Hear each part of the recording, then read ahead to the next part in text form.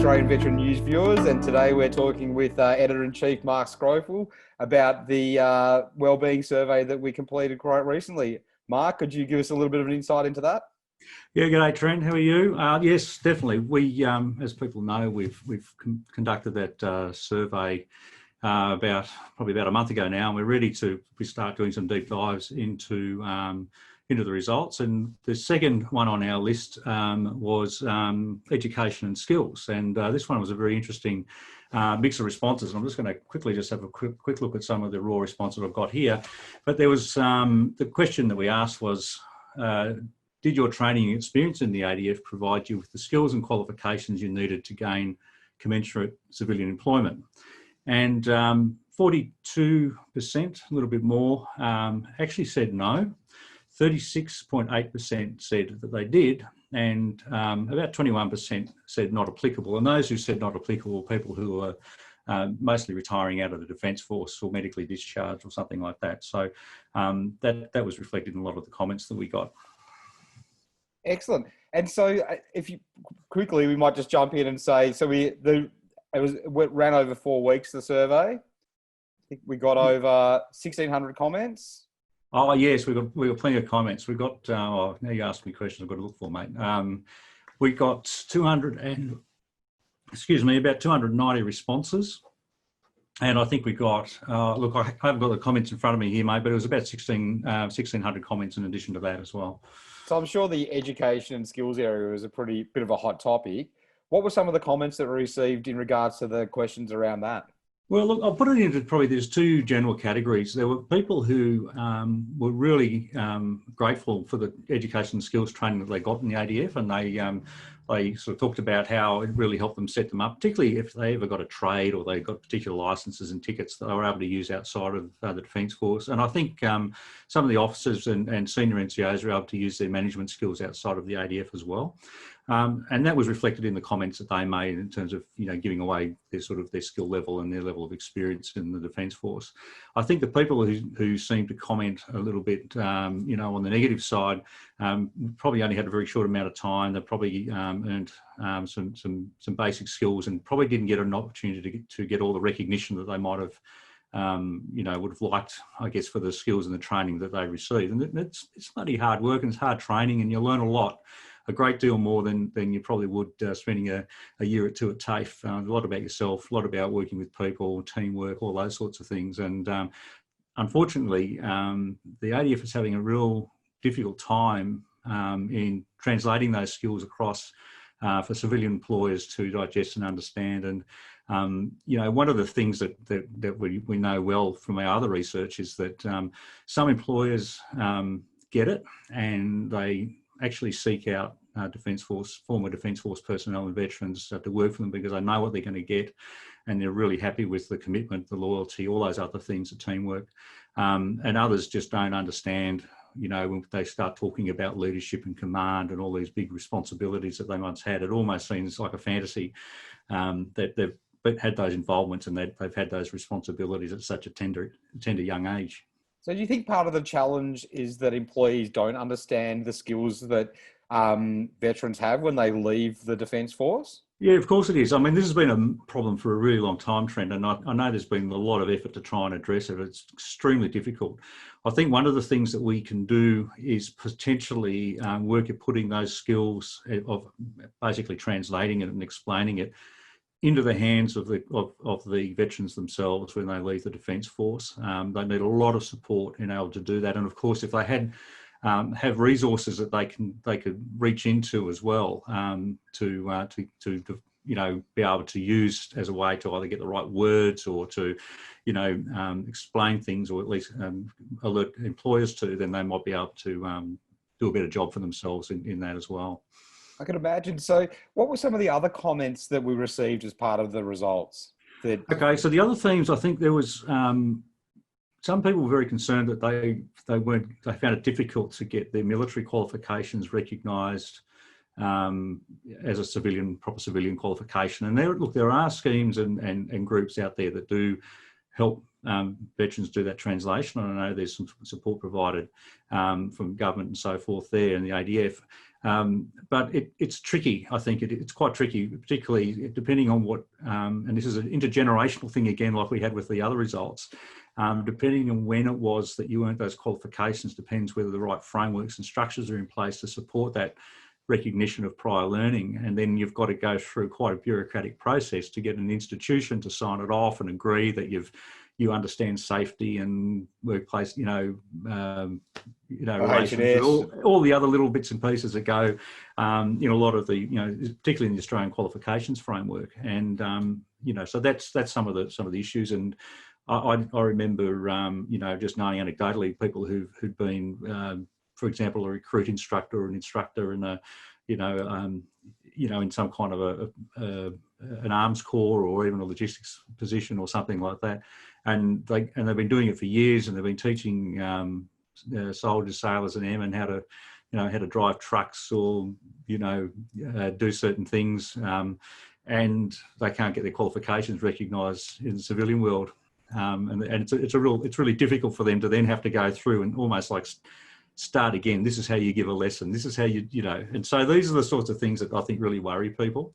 And of course, those who are in the arms corps, it's very difficult to pull out of the training and you might get a certificate or something in security operations or something. I mean, what does that mean? It doesn't give you a license to be a private investigator. It doesn't give you, what does it give you? How do you explain the skills of a sniper, into a modern workforce, in an office environment or wherever else you're trying to work, and that's where the real challenges are. I personally think it's in the translation side of it, and the support to get those qualifications recognised. Because there's certainly no doubt that the skills are transferable, and I tend to agree. There's a lot of issues around the translation about getting a civilian employer to understand the value of the skills that a veteran has, but these skills, they're valuable to employers.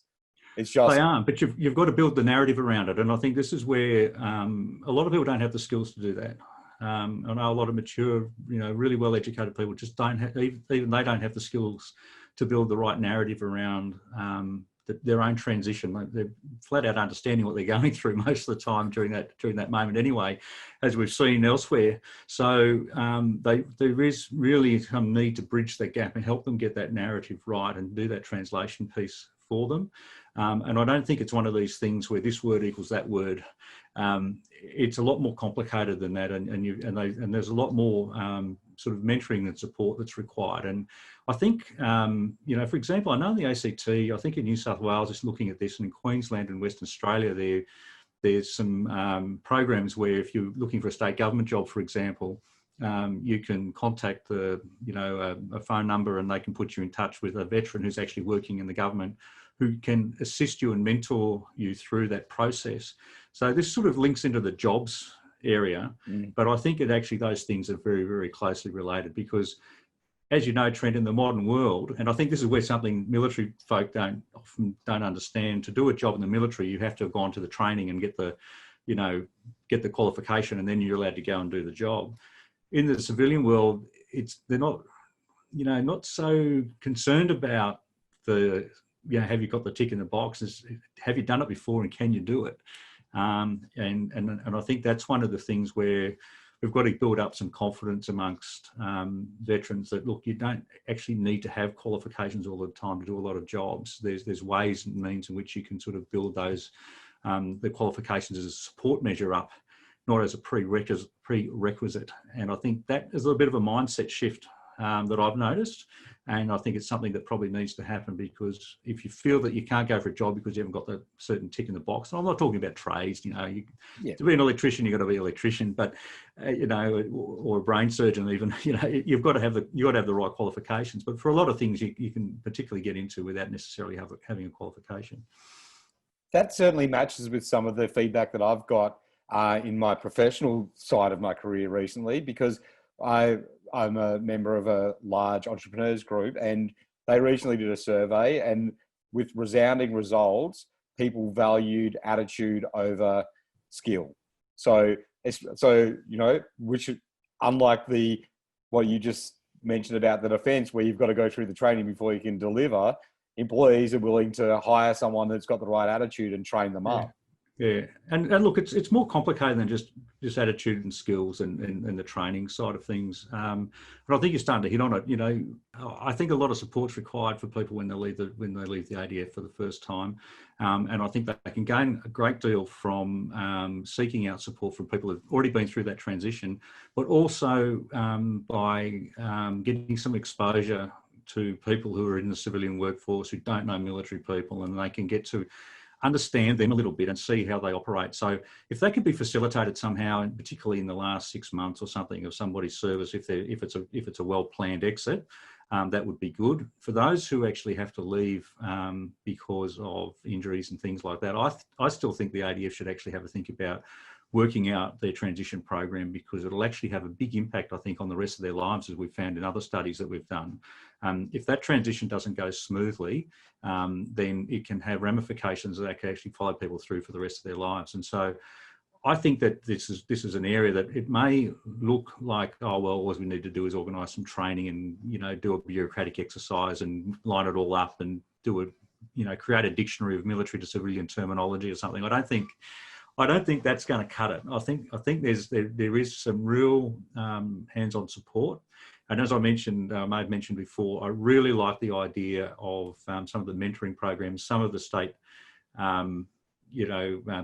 public services are doing. I don't think they do it in Victoria, very disappointingly, and so I'll just put that out there for the Victorians. But I'm pretty sure they're doing it in Western Australia, ACT, and I think Queensland, and I think New South Wales is doing a lot of work from memory on setting up, resources for veterans to join the public service. So they do the translations and the equivalencies and all that kind of thing.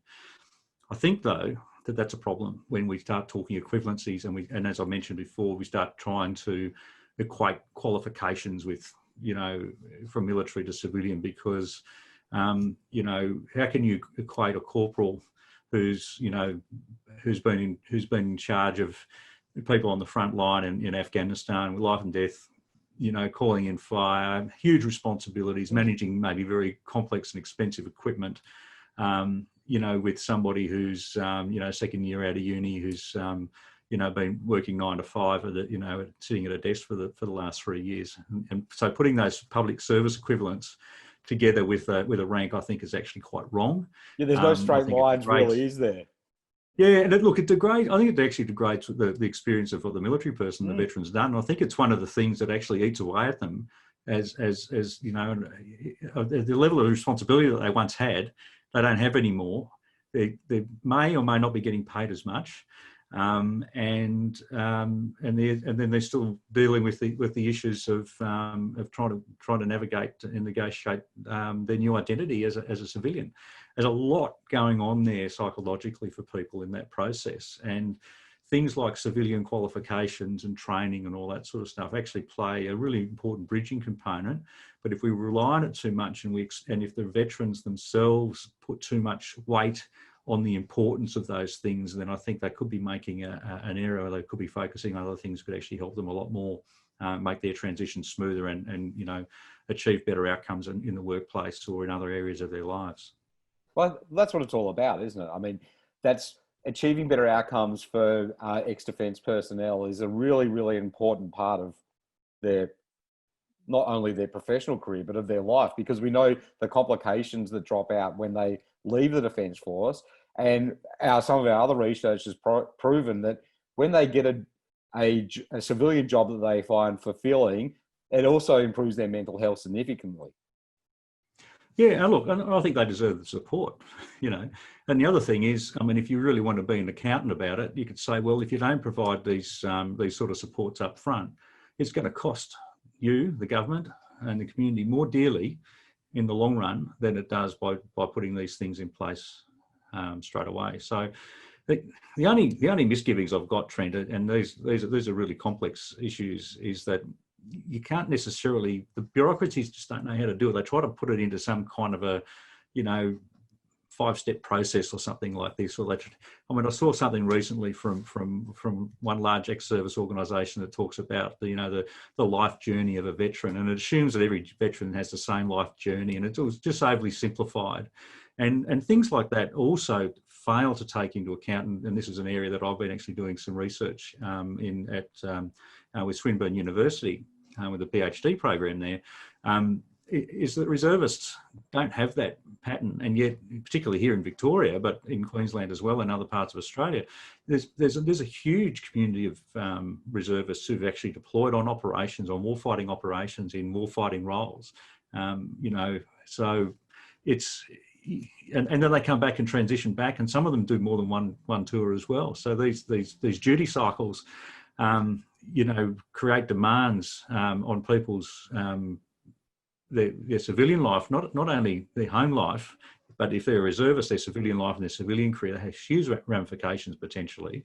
And most of them, from what I've discovered from the research that I've done and I've published, is that the research demonstrates that they don't necessarily come back and end up staying in the long term what they left from doing before. So the notion that they leave and then just slip back into their old life again and their old job, there used to be an advertisement years ago, Trent, the Army Reserve, and it was the bank clerk with a little green visor, counting the money and all that kind of thing, and on the weekend running off to the Army Reserve and then coming back the next day and greeting customers at the bank and counting the dollar bills, sort of thing. Not quite like that experience, is it? It's a fantasy.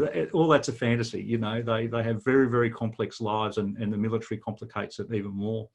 And so there's more to a veteran's life cycle and life circumstances than a simple linear progression from A to B. And if you use things like the life courses model, which takes into account various life circumstances, like when they might have a baby, when they might get married, what's happening with an elderly parent, somebody unexpectedly getting sick, or somebody dying, for example. These things have big impacts on people's lives at any time, and you can't just put that into a simple framework of going, well, we join the military, we get trained, we transition out, we get a job, we retire. All that's nice and simple, but it misses the point.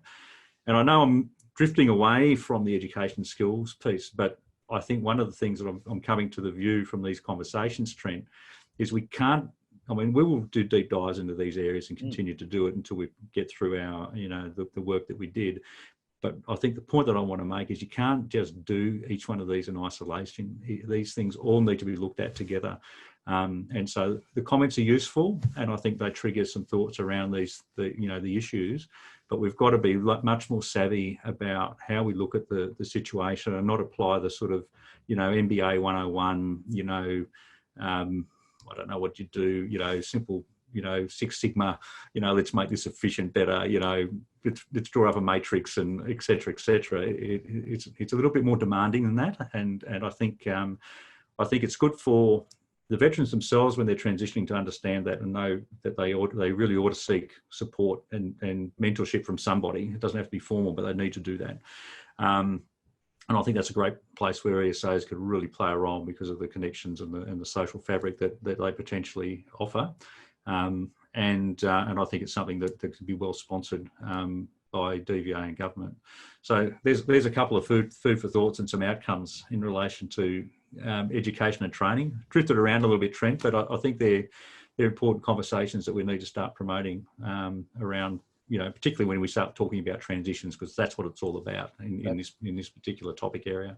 That's right. And look, I agree 100%, Mark. You can't look at each one of these topics in isolation because they're all interlinked, but you can deep dive down on each one. So it's been great to have a chat today, and I really appreciate your time again. And we'll continue our series and deep dives into the Wellbeing Survey, and we'll leave it at that. Thanks, Mark, for your time.